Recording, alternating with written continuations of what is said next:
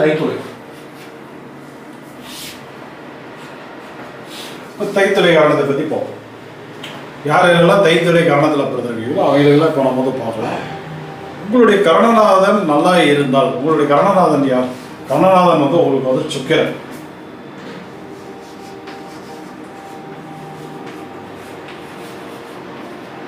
உங்களுடைய கரணநாதன் சுக்கிரன். உங்களுக்கு உண்டான வழிபாடு சேஷாதேவி.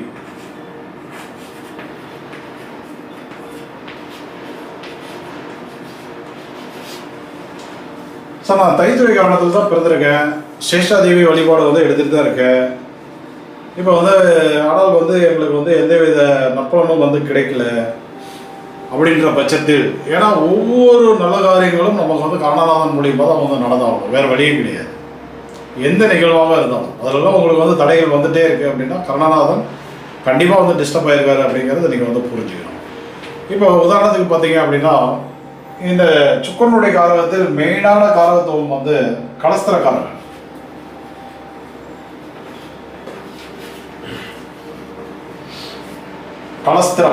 கலஸ்திரம் அப்படிங்கிறது துணைன்னு எடுத்துக்கலாம், கணவர் அல்லது மனைவின்னு கூட எடுத்துக்கலாம்.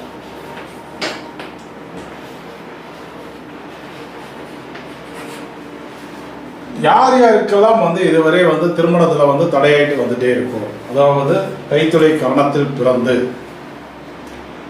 கலஸ்திரக்காரகன் சுக்கிரன் உங்களுக்கு கரணநாதனாக இருப்பதனால திருமண வாழ்க்கை நல்லா அமைஞ்சிருக்கணும். அதில் எந்தவித குறைபாடுகளும் இருக்கவே கூடாது. அப்படி இருந்தால்தான் உங்களுடைய கரணநாதன் நல்லா இருக்காரு அப்படிங்கிறத நீங்கள் புரிஞ்சுக்கணும்.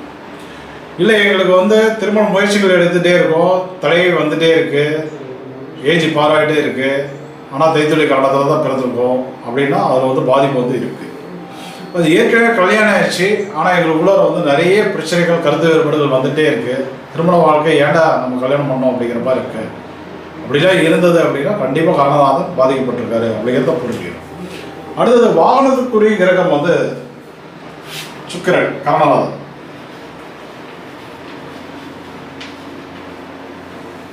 கரணநாதன் சுக்கிரன் தைத்துளை கரணத்தில் நீங்கள் பிறந்து கரணநாதன் சுக்கிரன் உங்கள் ஜாதகத்தில் நல்லா இருந்தது அப்படின்னா டெஃபினட்டாக உங்களுக்கு நல்ல நல்ல வாகனங்கள், அதுவும் புதிய வாகனங்கள் வாங்கக்கூடிய வாய்ப்புகளை அவர் கொடுத்துருவார்.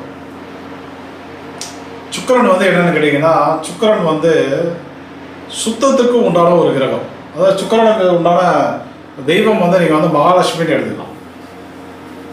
சுக்கிரன் அப்படின்னா மகாலட்சுமின்னு எடுத்துக்கலாம். மகாலட்சுமிக்கு பிடித்தமானது என்ன?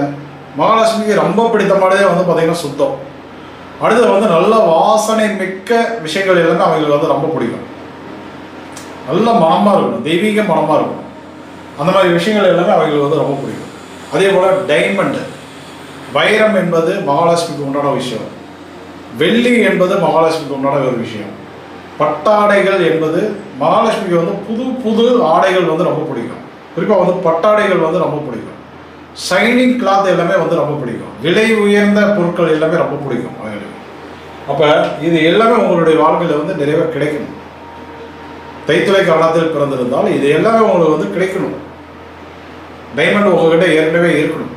வெள்ளி நிறைய யூஸ் பண்ணணும். பட்டாடைகள் நிறைய வச்சுருக்கணும். விலை உயர்ந்த புடவைகள், வேட்டி சேலைகள், பேண்ட் ஷர்ட்டு அதெல்லாம் நிறைய இருக்கணும் உங்ககிட்ட. நிறைய பர்ஃப்யூம், நிறைய வாசனை மிக்க விஷயங்கள்லாம் நீங்கள் பயன்படுத்தணும். சுத்தம். அப்போ சுத்தம் என்பது பழைய வாகனங்களில் நம்ம எதிர்பார்க்க முடியாது. அங்கங்கே பெயிண்ட் போய் அங்கங்கே அழுகா ஒரு மாதிரி தான் இருக்கக்கூடிய புதிய வாகனங்களில் வரக்கூடிய லுக்கு பழைய வாகனங்களில் கிடைக்காது. இப்போ சுக்கிரன் ஒரு ஜாதகத்தில் நல்லா இருக்காரு அப்படின்னா அவர் டெஃபினட்டாக புதிய வாகனங்களே தான் கொடுப்பார். அது 2 வீலராக இருந்தாலும் சரி, 4 வீலராக இருந்தாலும் சரி, புதிய வாகனங்கள் வாங்கக்கூடிய ஒரு வாய்ப்புகளை கொடுப்பாரு. அதை தான் யூஸ் பண்ணுவாங்க. அது பார்த்தீங்க அப்படின்னா ஒரு வண்டி வாங்குவாங்க, ஒரு 3 வருஷம் 4 வருஷம் ஓட்டுவாங்க, அதை கொடுத்துட்டு மறுபடியும் புதுசு போயிடுவாங்க. ஸோ அந்த மாதிரி தான் இருக்கக்கூடிய பழைய வாகனம் அப்படின்ற ஒரு டாபிக் வரவே மாட்டாங்க.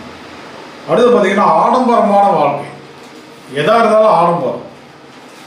இப்போ ஒரு நல்ல ஒரு கேளிக்கை கொண்டாட்டம் எடுக்கிறோம்.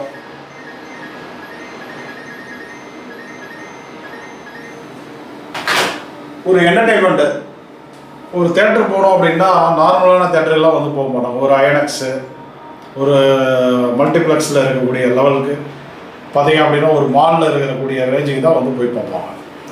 அதே வந்து ஒரு டூர் அடிக்கிறாங்க ஒரு 4 வீலரில் அப்படின்னா அந்த காரோ அல்லது வந்து அந்த டெம்போவோ வந்து நல்ல லக்ஸரியாக இருக்கணும் அப்படின்னு சொல்லி எதிர்பார்ப்பாங்க. ஒரு இடத்துல போய் தங்குறோம் அப்படின்னாலும் அதை வந்து நல்ல லக்ஸரியாக இருக்கணும், நல்லா அழகாக இருக்கணும், விலை உயர்ந்ததாக இருக்கணும், நல்ல ஆடம்பரமான ஒரு வாழ்க்கையை வந்து அனுபவிக்கணும். இதெல்லாம் வந்து இயல்பாகவே வந்து தைத்தொழில் காரணத்தில் பிறந்தவர்களுக்கு இயல்பாகவே வந்து அமையும். நீங்கள் ஒன்றும் இல்லை, அதாவது உங்கள் வீட்டுக்கு பக்கத்தில் இருக்கக்கூடிய தைத்தொழில் காரணத்தில் இருப்பவர்களை தான் பாருங்கள், டெஃபினட்டாக அதில் ஒரு 5-6 பேர் வந்து நல்லா நிறைவாக இந்த மாதிரி வாழ்க்கையெல்லாம் அனுபவிச்சுட்டு இருப்பாங்க. அதே தைத்தொழில் காரணத்தில் பிறந்து ஒரு 4 பேர், 10க்கு 4 பேர், 100க்கு ஒரு 40 பேர் பார்த்தீங்க அப்படின்னா இதெல்லாம் கிடைக்காம வந்து தவிச்சிட்டு இருப்பாங்க. அதில் என்ன காரணம் அப்படின்னா, இப்போ கேளிக்கை கொண்டாட்டங்களுக்கு உண்டான கிரகம் வந்து சுக்கிரன் தான். நல்ல ஒரு டூர் போகிறது, பார்க் போகிறது, பீச் போகிறது, அடுத்து வந்து மீடியா சம்மந்தப்பட்ட விஷயங்கள், செக்ஸு சம்மந்தப்பட்ட விஷயங்கள், திருமண வாழ்க்கை, எங்கெங்கெல்லாம் என்டர்டைன்மெண்ட் அதிகமாக இருக்கோ அது எல்லாமே வந்து பார்த்தீங்க அப்படின்னா சுக்கிரன் தான். இப்போ வந்து ஒரு நடிகை ஆகணும், நடிகர் ஆகணும், மீடியா சம்மந்தப்பட்ட விஷயங்கள் எல்லாமே வந்து சுக்கிரன் தான். கரெக்டாக?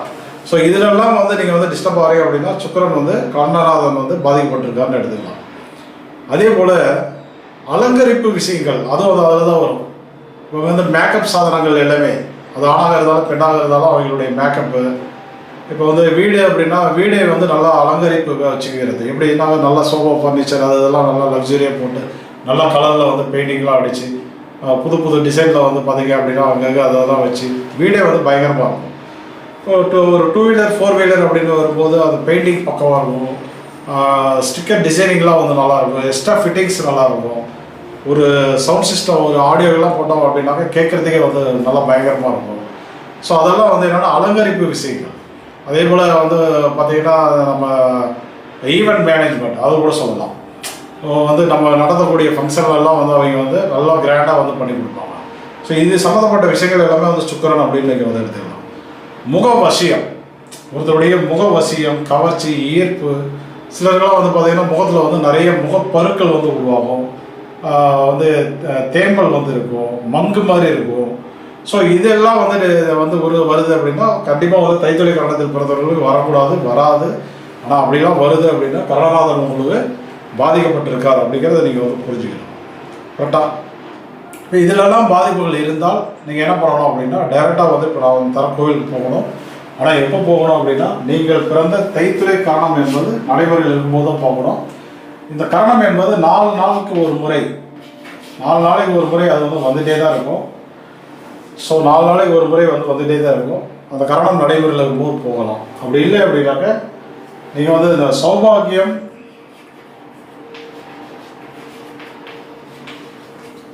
வியாகாதம், சாத்தியம்,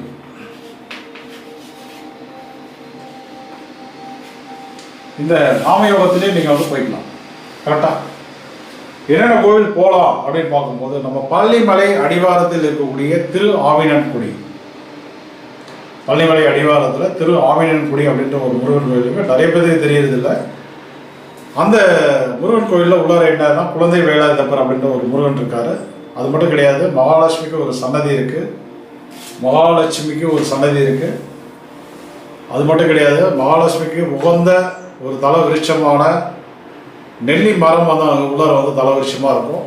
ஸோ இருக்கிறதுலே ஒரு மிக சிறந்த ஒரு ஸ்தலம், தைத்தொழில் காரணத்துக்கு உண்டான ஒரு டெம்பிள். ஸோ உங்களுடைய கர்ணநாதன் யோக பலனெல்லாம் கொடுக்கல, இந்த மாதிரிலாம் டிஸ்டர்ப் ஆகுது அப்படின்னா அந்த கோயிலுக்கு வந்து போயிடுவாங்க. அடுத்தது வந்து பழையறை வடதளி, இது எங்கே இருக்குது அப்படின்னா கும்பகோணம். கும்பகோணம் நம்ம பட்டீஸ்வரர் கோயில் இருக்கு இல்லையா, அதுக்கு பக்கத்தில் வந்து இருக்குது. அந்த கோயிலை பயன்படுத்திக்கலாம். அப்படி இல்லை அப்படின்னா சீர்காழியிலேருந்து நாகை மாவட்டம் அது போகிற வழியில் இருக்கக்கூடிய தலைச்சங்காடில் இருக்கக்கூடிய சிவன் கோவில், அதை வந்து பயன்படுத்திக்கோங்க. அப்படி இல்லையா திருநாங்கூரில் இருக்கக்கூடிய சிவனை வந்து பயன்படுத்திக்கலாம். அப்படியும் இல்லை அப்படின்னா நம்ம திருச்செங்கோடு மலை மேல் இருக்கக்கூடிய அர்த்தநாரீஸ்வரர் அந்த கோயிலையும் வந்து பயன்படுத்திக்கலாம். கரெக்டாக? ஒரு 5 கோயில்கள் வந்து கொடுத்துருக்கேன். ஸோ இதெல்லாம் நீங்கள் எது போனாலும் அந்த கர்ணநாதனுடைய தோஷம் வந்து நிவர்த்தி அடையும். அதன் பிறகு உங்களுக்கு வந்து இதெல்லாமே வந்து நிறைவாக வந்து கிடைக்க ஆரம்பிக்கும். சரி, நீங்கள் அடிக்கடி உணவில் வந்து எடுத்துக்கொள்ள வேண்டிய உணவுகள் என்னென்ன, உங்களுடைய கண்ணநாதனுடைய உணவுகள் என்னென்ன, வாழ்வியல் பரிகாரம் சிம்பிளாக நம்ம எந்த இடத்துலையே வச்சுக்கிட்டு என்ன வந்து பரிகாரங்கள் வந்து பண்ண முடியும், அதாவது நம்ம வந்து வாழ்வியல் பரிகாரங்கள்னு சொல்கிறோம். ஸோ சுக்கிரனுக்கு உண்டான உணவுகள் அப்படின்னு பார்க்கும்போது என்ன பண்ணலாம் அப்படின்னாக்க, சுக்கிரன் அப்படின்னு பார்க்கும்போது நெல்லிக்காய், எலுமிச்சப்பழம், மஷ்ரூம் காளான் எடுத்துக்கலாம் நீங்கள். அதே போல் பீன்ஸ் வகைகள் எல்லாமே எடுக்கலாம். நம்ம வந்து கருப்பு பீன்ஸு, சிவப்பு பீன்ஸு, சோயா பீன்ஸு, வெஜிடபிளில் வர பீன்ஸு, ஸோ அது எல்லாமே வந்து சுக்கிரனுடைய உணவுகள் தான். ஸோ அது மட்டும் கிடையாது, சோயா பீன்ஸினுடைய ஆயில் அது வந்து சுக்கிரனுக்கு உண்டான உணவுகள் தான். அது மட்டும் இல்லை, வாசனை மிக்க உணவுகள் எல்லாமே சுக்கிரனுக்கு உண்டானது தான். அதாவது கொத்தமல்லி, புதினா, ஏலக்காய், இந்த மாதிரி உணவுகளும் வந்து சுக்கிரனுக்கு உண்டானது தான். தேன், குறிப்பாக வந்து தேன்லாம் பார்த்தீங்கன்னா மகாலட்சுமியுடைய அபிஷேகத்துக்கு அடிக்கடி எல்லாரும் வந்து பயன்படுது. தேன், பன்னீர், ஸோ இது எல்லாமே நீங்கள் வந்து என்னென்னா சுக்கிரனுடைய உணவுகளாக வந்து நீங்கள் வந்து பயன்படுத்திக்கலாம். கரெக்டாக? அது மட்டும் கிடையாது, இனிப்பு வகைகள் எல்லாமே வந்து சுக்கிரனுக்கு உண்டானது தான். ஸோ ஒரு சிலருக்கு வந்து தைத்துளை கரணத்தில் பிறந்து சுக்கிரனுக்கு உண்டான சுகர் நோய் வந்து வந்திருக்கும். ஒரு சிலர்லாம் அந்த மாதிரி வந்து இருப்பாங்க. ஸோ அவங்க வந்து இனிப்பை வந்து அதிகமாக வந்து பயன்படுத்தாதீங்க.